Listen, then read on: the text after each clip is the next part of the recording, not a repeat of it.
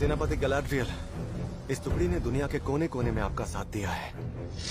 सालों से यहाँ कोई ऑर्क नजर नहीं आया।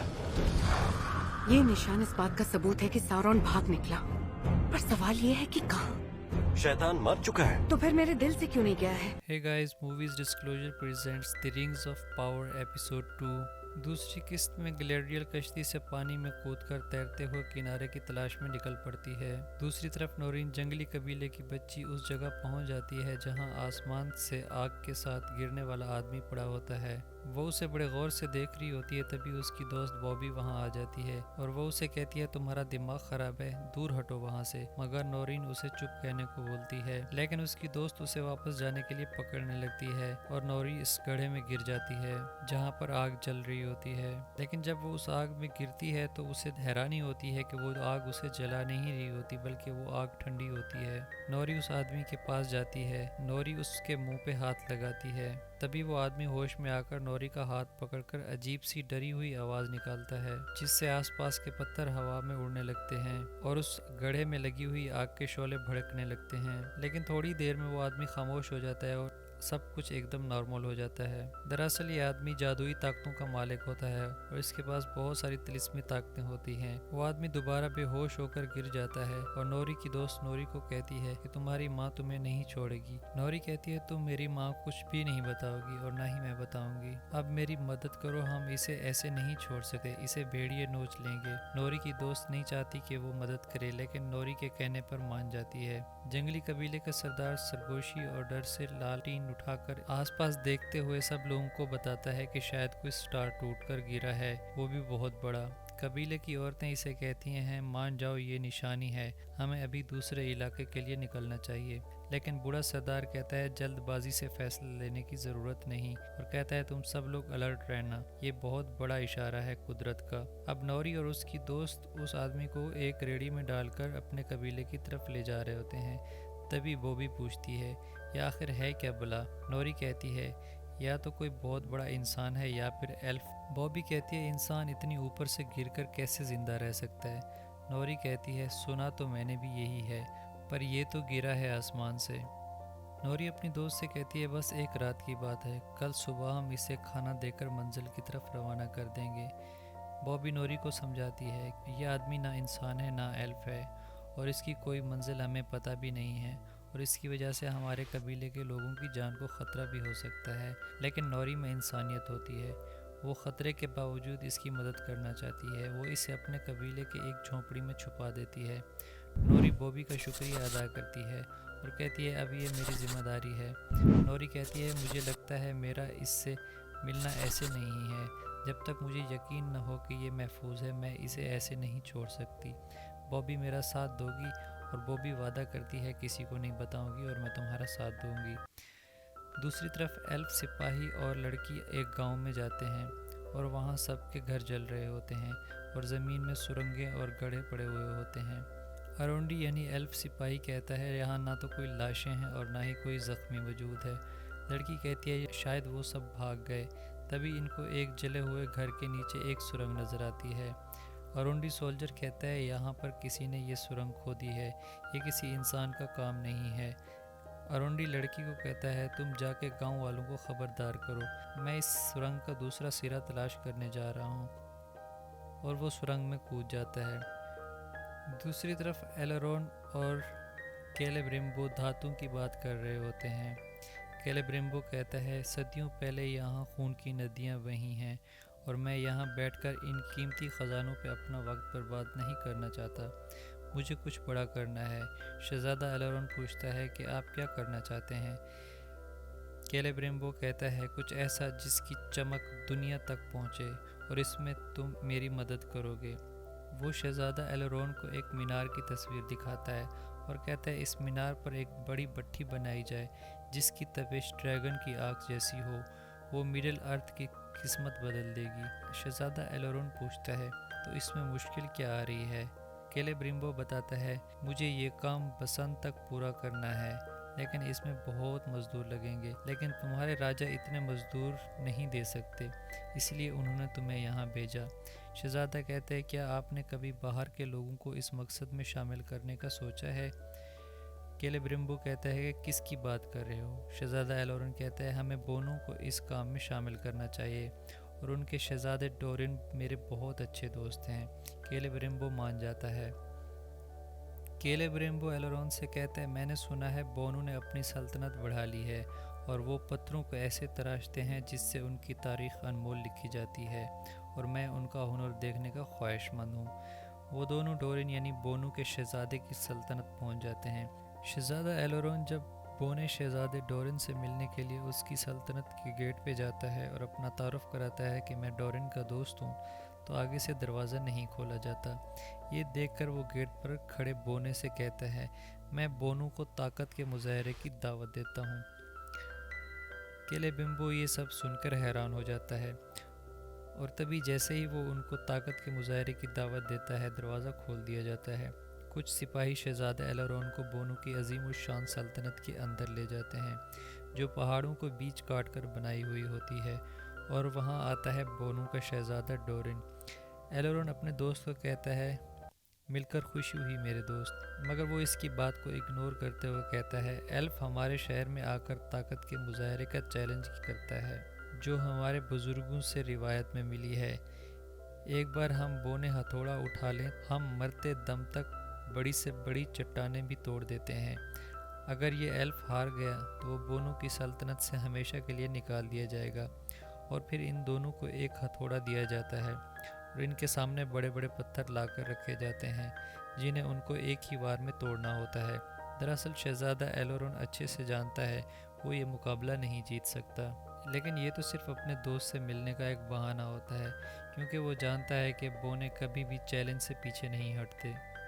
ان دونوں میں کافی سخت مقابلہ چلتا ہے۔ شہزادہ ایلورن پوری کوشش کرتا ہے کہ وہ مقابلہ جیتے لیکن وہ مقابلہ ہار جاتا ہے۔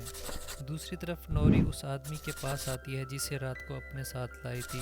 نوری کو دیکھ کر وہ پھر سے چلانے لگتا ہے جس سے آس پاس کے درخت ہلنے لگتے ہیں اور آسمان پر کالے بادل چھانے لگتے ہیں۔ نوری اسے روکتی ہے میں ہوں جس نے تمہاری مدد کی تھی، کیا تمہیں یاد نہیں؟ نوری کے بتانے پر وہ کچھ نارمل ہو جاتا ہے تو نوری کہتی ہے ہم ایک سودا کرتے ہیں، نہ تم مجھے چوٹ پہنچاؤ گے اور نہ میں۔ نوری اسے اپنا نام بتاتی ہے اور وہ اس کا نام پوچھتی ہے لیکن اسے کچھ بھی یاد نہیں ہوتا۔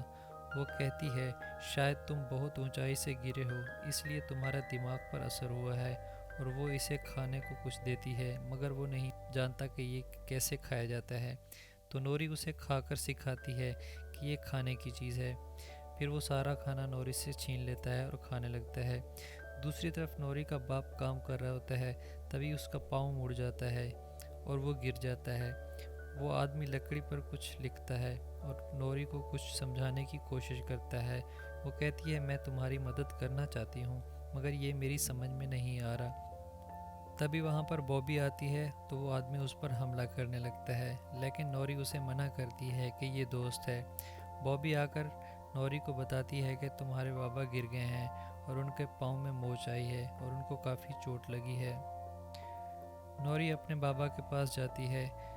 اس کے بابا اس سے کہتے ہیں بیٹا مجھے کچھ نہیں ہوا، بس گیلی گھاس سے پاؤں پھسل گیا، ذرا سی چوٹ ہے، بہت جلد ٹھیک ہو جائے گی۔ وہ اپنی بیٹی کو پریشان نہیں کرنا چاہتا۔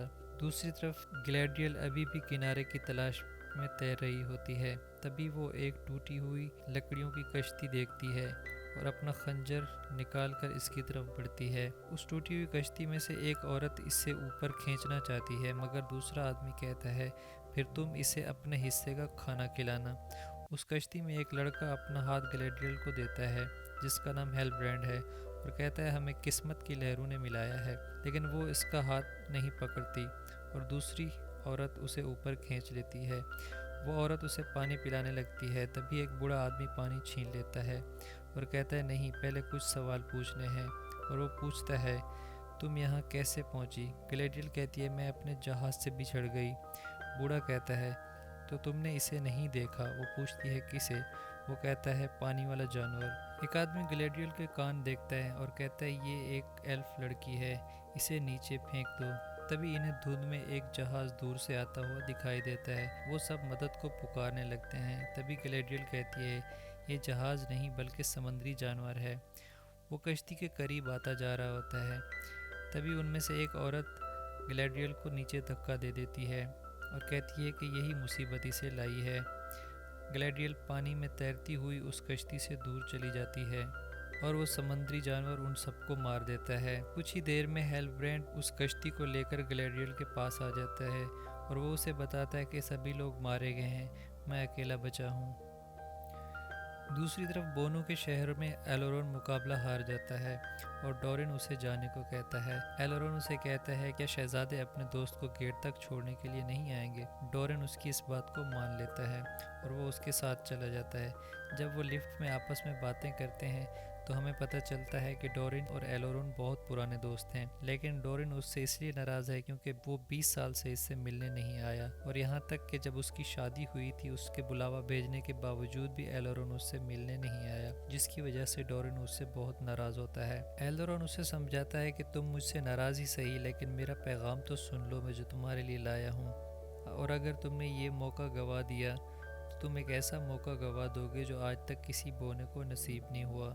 اس کے ساتھ ہی ایلورون 20 سال دور رہنے کی معافی بھی مانگتا ہے اور اس کی شادی میں شرکت نہ کرنے کے لیے بھی معافی مانگتا ہے۔ تب ڈورن مان جاتا ہے اور اسے اپنے گھر اپنے ساتھ لاتا ہے۔ وہ اسے اپنی بیوی سے ملاتا ہے اور اپنے بچوں سے بھی۔ گلیڈریل ابھی بھی سمندر میں کنارے کے آنے کا ویٹ کر رہی ہوتی ہے۔